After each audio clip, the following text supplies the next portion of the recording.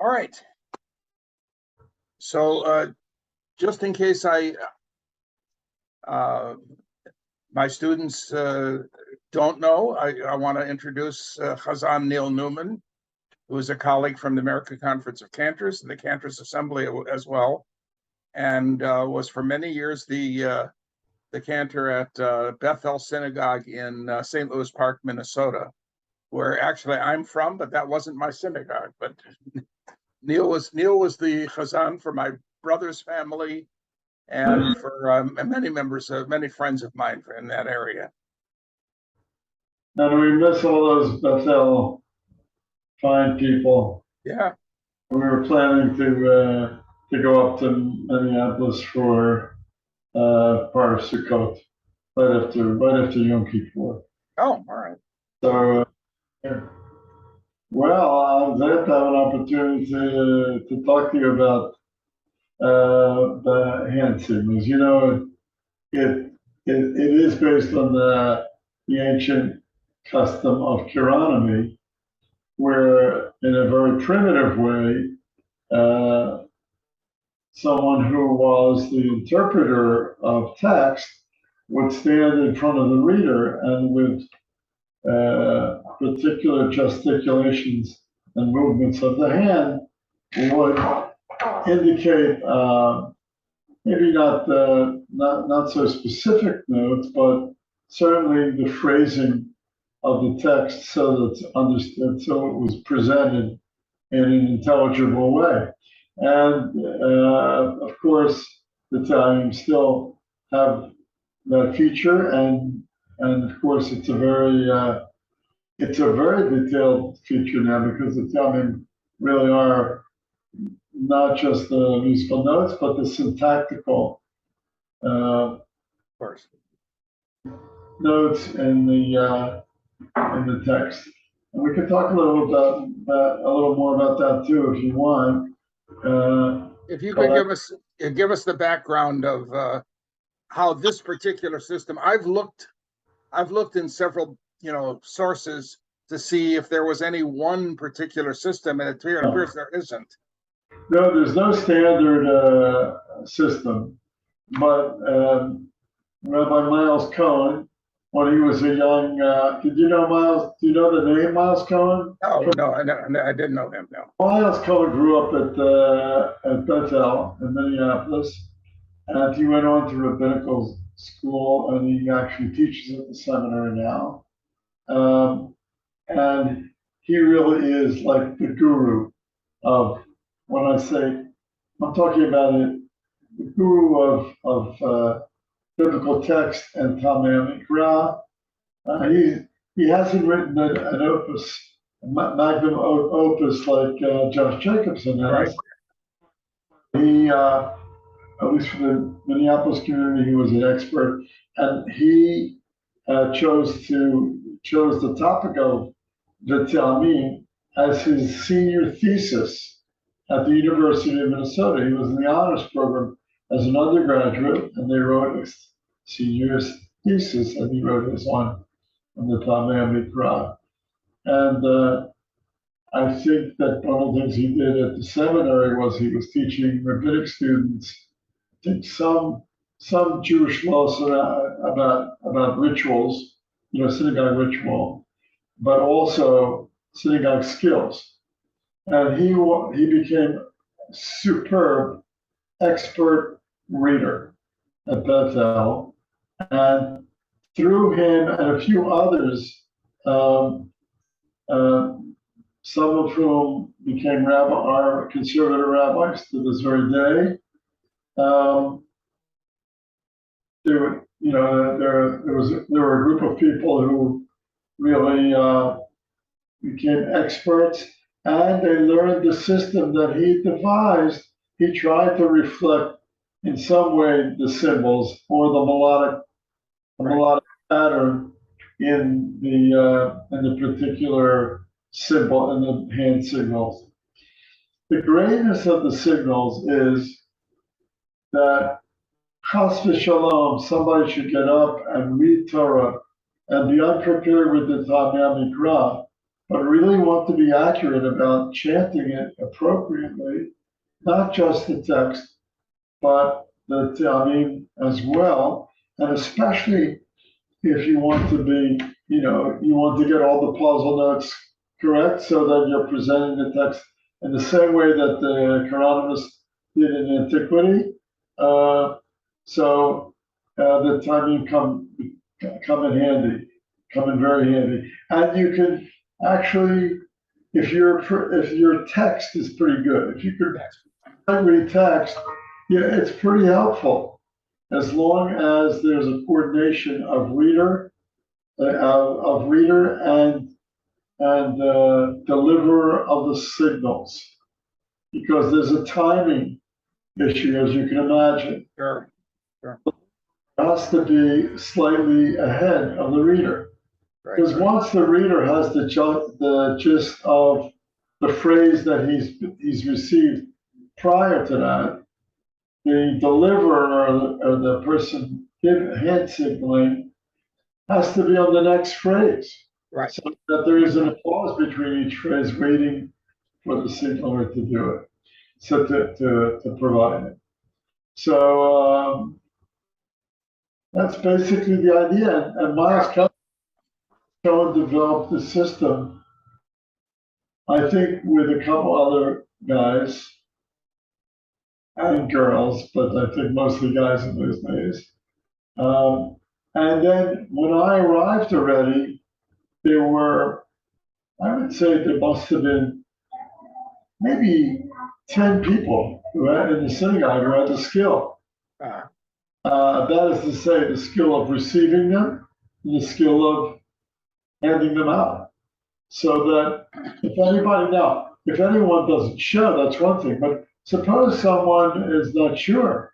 Suppose you have prepared your text, but you would like a little bit of assistance, because where if you're in our case, where we have read the full Kriya each week, and I still read the full Kriya at Bethel, well, some of the aliyot can be extremely long. Sure. To divide aliyot, not the aliyah itself, but the reading was sometimes divided between a few people. But then there were other times when someone would be reading a very long passage. There would be one single aliyah, or maybe they're reading more than one aliyah. And having someone up there to prompt a little bit, especially in a place where they might get stuck, is helpful. So in my congregation in Florida now, I have trained a couple of people to do signals, and I try to give them practice from time to time, even if I don't need it or they don't need it. I either deliver the signals to them, or they give them to me.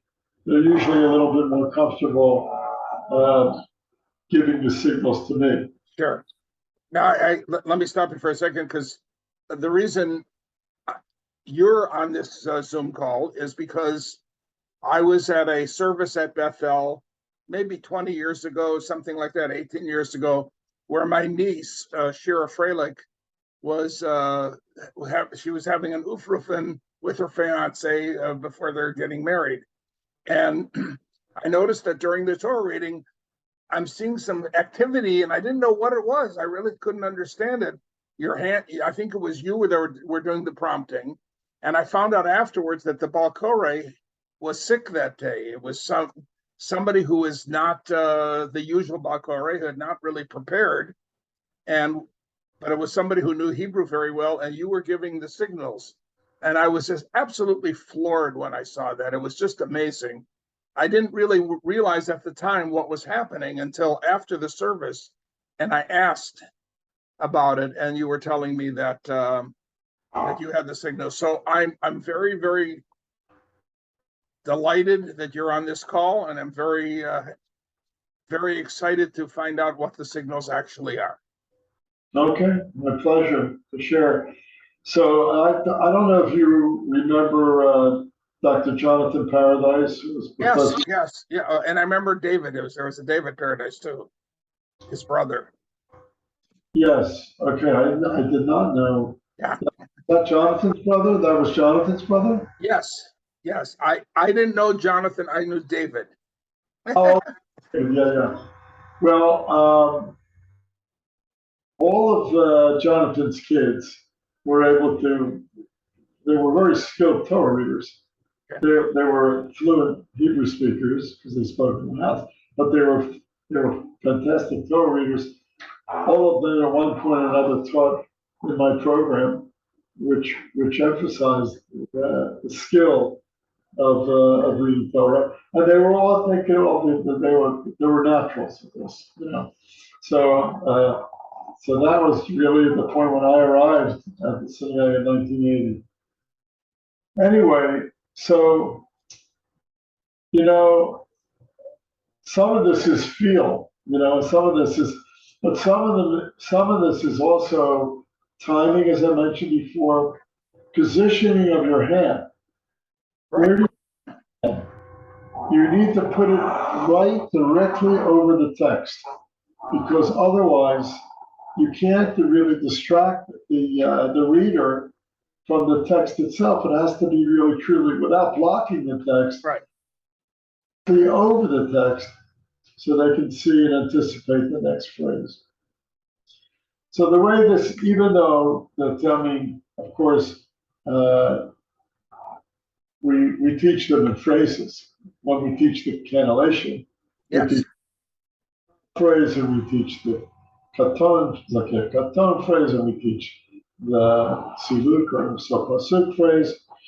But here, the way they're presented individually, even though you know they're going to appear together, they're going to be combined often. But each one is presented, you know, as an individual sign. Okay, so should I go through the list? I would love for you to do that, and then maybe when you've gone through the whole list, I do have some questions on how you might do a clause like a merchatib chamunachet achta. Right. But first, you know, let's do each sign. Okay, I'll try to do that actually at the same time because it makes sense. Anyway, here you have the Zaket Katon phrase, the first the 4 blocks, right? Right. On both sides. So the mapach, you use your pointer finger and you just lower. I'm not seeing your finger. Maybe Right. okay. That's it. Down. Mapach, or however you. Yeah. Right. Or mapach, whatever it is. Yep. Pashta, which really looks like a pashta now, right? Right. Munach Zakir Katon. Okay, now is the monach separate, or is it you just assume it? No, the Munach Zakir Katon is like this. But if you're only doing Zakir Katon, you'll see it's just the 2 fingers. Okay, got it. If I would do Mapa Pashta Zakir Katon. Got it. Pashta Munach Zakir Katon. Okay. The Zaket Gadol is you point forward. All right, you're maybe sorry. you should, all right, either hold your hand up or move your thing down. Let me see if I can do that. Yeah. In this case, it's more important to see your hand than your face. I love you, but No, I get you. I'm surprised you feel that way, but I get it. Okay. So Zaket Gadol, up and down. Okay. And then Kadma. Now the Pashta was this way, straight up with the finger. Right. The Kadma is like this. Bent. Okay. When you have Kadma Mapach, let's go back to the first phrase. Sure. Kadma Mapach, like that. Kadma Mapach, Pashta Munach. And you don't have to wait each. You present a phrase. You do not. Got it. because that's important. And sometimes you need to know what's coming, obviously, right? A lot of pattern, you need to know the full phrase. So, Kad, here it goes. Kad mama pa pashla muna sakir katon. Remember, you're directly over the text. Now, the ka, if you tuck your thumb inside your palm, and you had palms down, and tuck your thumb under, and wiggle your fingers. That's zarka. Zarka. How would you do a munaf before the zarka? Okay, so look to the left on the page. Look to on the page. Okay. Now if I open my thumb would tucked under. If I do this and do the same thing, that's munaf zarka. Okay. Got it. And then segol is like this. Also the thumb in, but a fist now. That's segol. But if you want to do munaf segol, then the fist is made, but the thumb is out. Okay? So therefore, the whole phrase would be, if we did the whole phrase, munaf zarka. Can't see it. Sorry. Munaf zarka. Munaf segol, or zarka segol, without the thumb out. Got it. And all the variations thereof. I wish I could get my camera to watch again, because it's hard for me to reach with that. Oh, this is going to be better. You can't see me. That's okay. Want to see your hand? Yeah. So that's easier for me. Great. Rivia. Again, the direction of the. Remember, the mapach was with the finger. The finger. This is the thumb. Okay. Rivia, or munach rivia. So if I were to indicate a munach before the rivia, I would make an abrupt movement, like a staccato movement with your hand. Okay.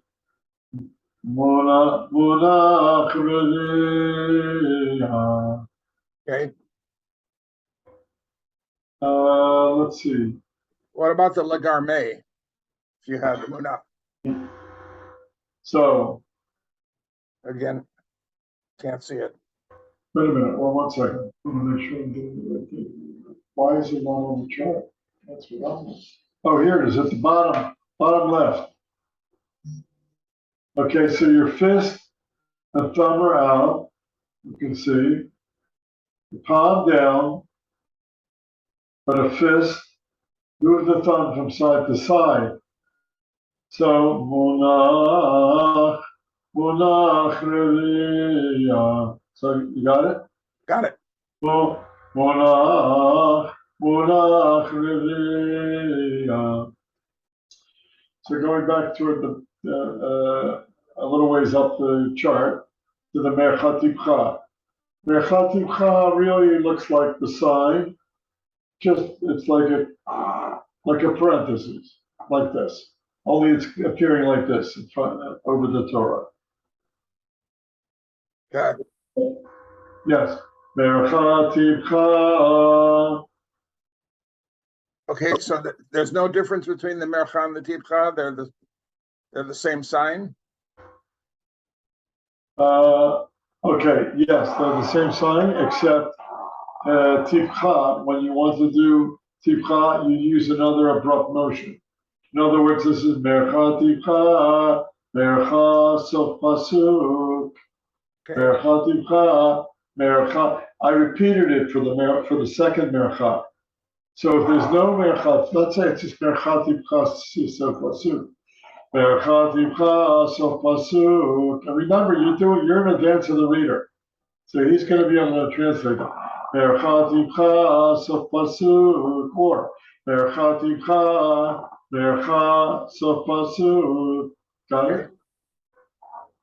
All right, wonderful. So, and then Gershayim is just your two fingers, one on top of the other. Can't see it. Can you do it to the middle? Sorry. Gershayim. Dargah is making the symbol of Dargah.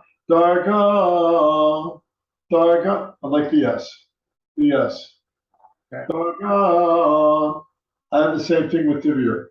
So again, you would be sure to, once you don't start the Dargah and stop, you go through the entire phrase. Dargah Tivir. Because, you can have differences there. Dargah Tivir. Okay. Mercha Tivir. Mercha Tivir. Right? Mercha, not the regular Mercha, but quickly go into the Tivir. Because otherwise you'll think it's Mercha Tivcha. Mercha Tivir. So, but if he gets the whole phrase in advance, he's able to read it.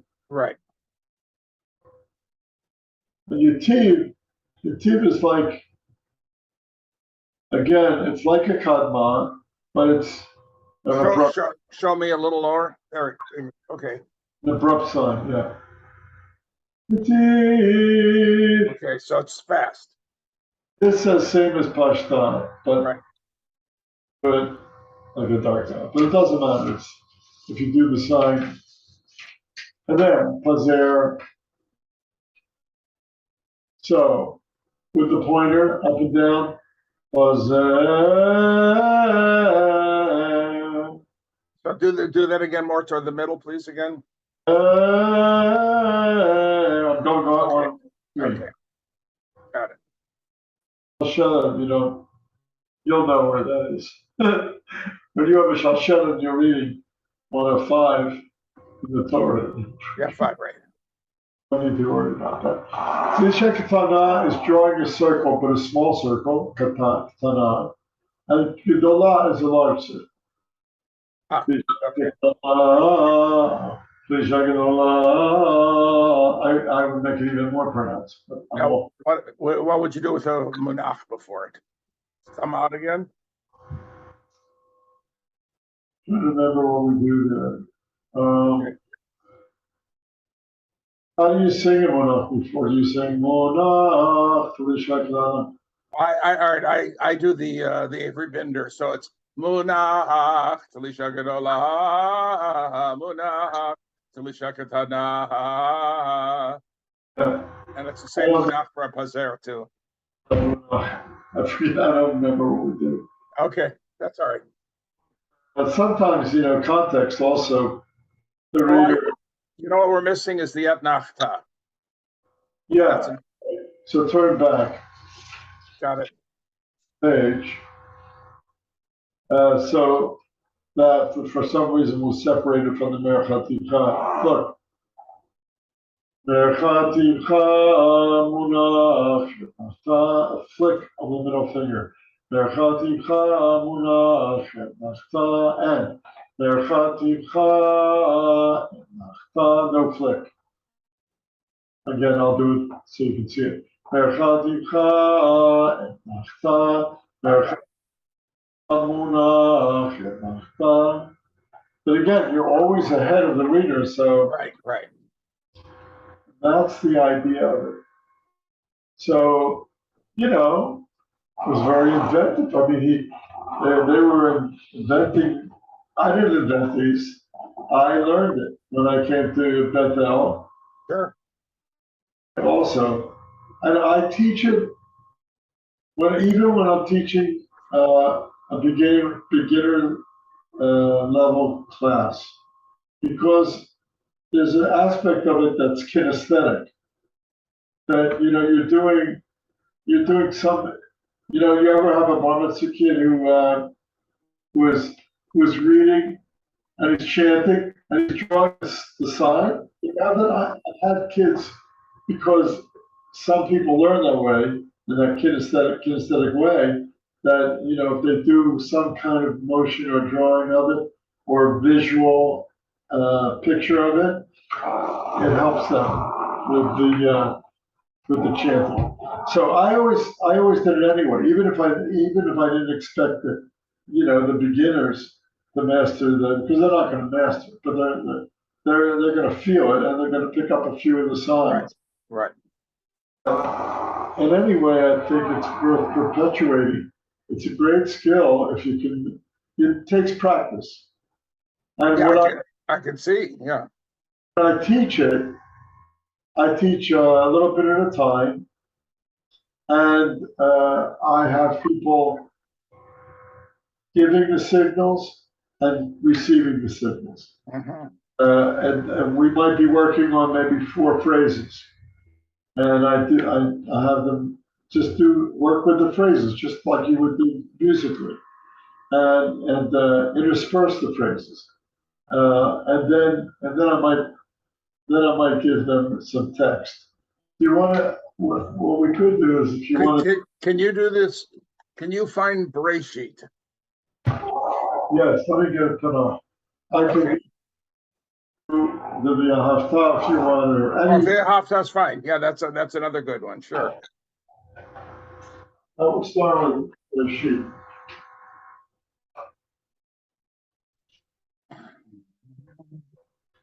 My problem is trying to do it without being over a Sefer Torah and this camera, but I'll try my best to get it where you can see it, okay?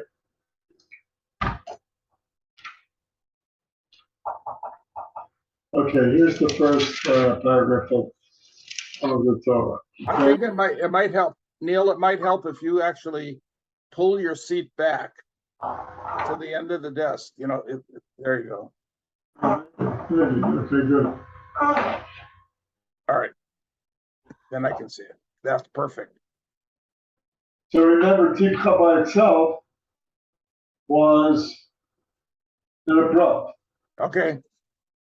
Instead of doing Mercha Tikha, that's Tikha by itself. Got it.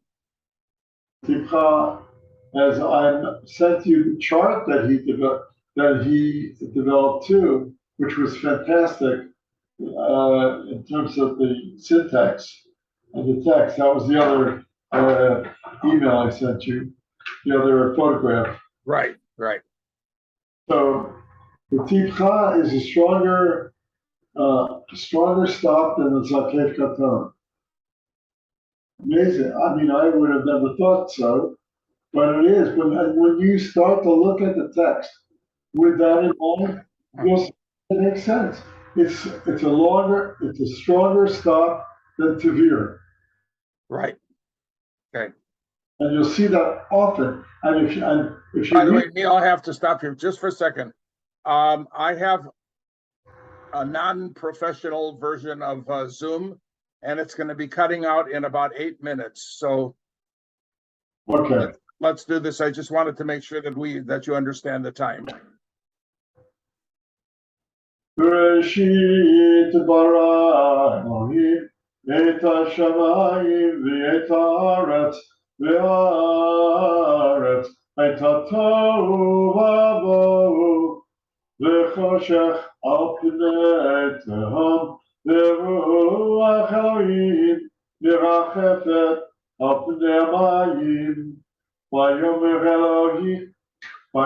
Elohim Yehi Yor Vayi Or Vayar Elohim Et Haor Kitov Vayavdei Elohim Bein Haor Uvein HaChoshech Vayikra Elohim La'or Yom V'la'choshech Kar Halayla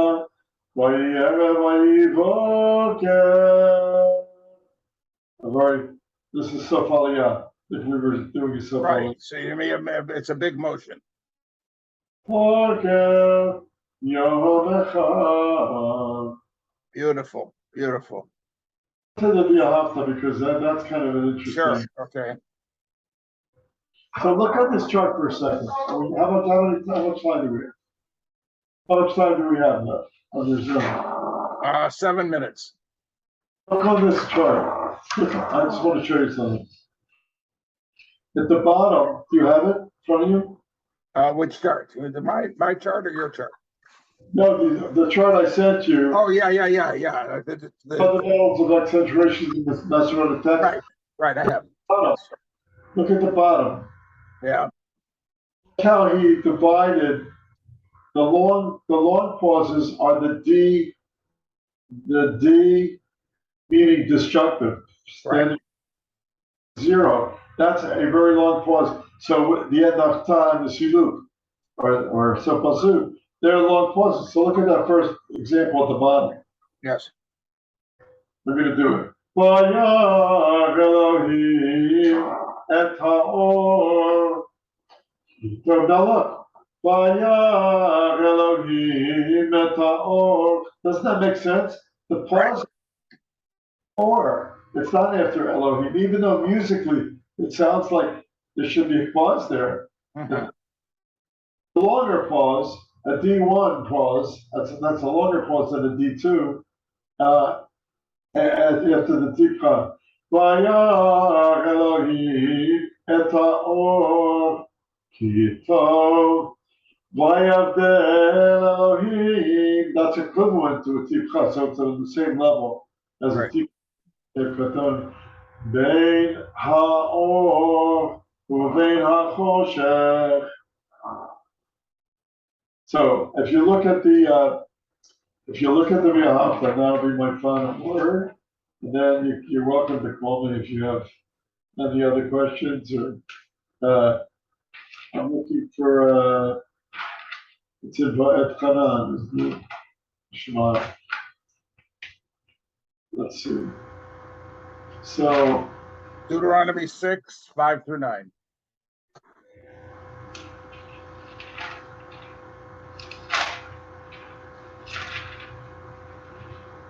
all right. So I'm going to chant, but I want to chant it according to the puzzles. Okay. Shema Yisrael Adonai Eloheinu Adonai Echad Ve'ahavta et Adonai Elohecha b'chol levavecha v'chol nafshecha u'b'chol miodecha v'hayu advarim ha'eleh. Now listen here. Asher Anochi Metzavecha. That's what normally musically you think you would pause, but then you say Hayom Aledavecha. So what's the meaning when you pause that way? The Hayu Advarim Ha'eleh Asher Anochi Metzavecha Hayom Aledavecha. If you do it that way, you're saying these words are only important today. They should only in your consciousness today, Hayom. But really the pause was after Hayom. It's including, the phrase includes Hayom.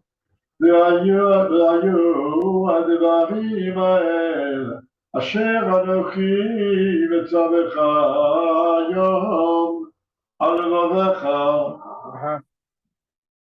There's no better, but you'll find examples of this throughout the Torah. It'll be pretty consistent. I'm amazed at the Masoretic system, how specific the syntax are. You know, if you want to have the pshat meaning of the text, you go by the Ta'amim. And even the commentators did that. Right. Said, you know, look at the Ta'amim. When they wanted to give, when they want to do a midrashic, but a pshat meaning, they based it on the Ta'amim. Yep. Anyway, that's the short story of it. All right. Neil, I want to thank you very, very much for allowing me to record, first of all, and for teaching me this system. I was blown away by it 20 years ago or whatever it was. And to see it actually and to understand it a little bit more is a real joy. Yeah, well, it's a pleasure. I'm so glad you called because it's a pleasure to have contact with you. It's such a long time ago. I know that the four of us had some time together too. Yeah. Maybe when I'm out in your neck of the, are you ever in Minneapolis? Well, I'm not in Minneapolis that much. I was in Minneapolis for my niece's wedding. Another niece just got married, and they were married at this beautiful place that I don't think I'd ever been to. It's called Nicollet Island. Oh yeah. You probably did weddings there, but I had never been there. Wedding there, that's all. I'm not always a fan of outdoor weddings. A lot can happen to destroy them. Sure, I understand. But anyway, I sometimes get to Los Angeles because my son lives there. Oh. And so I sometimes get out there. He's a CEO of an advertising agency. Oh, wonderful. So it's a fairly large agency out in LA. All right, I've got less than a minute, so all right. Well, I'm going to say shalom, lahitraot. I hope to see you out here in Los Angeles. I give my regards to Sandy. Okay. I will. And love to you. It's a serenade. Yourself. All right. Bye-bye.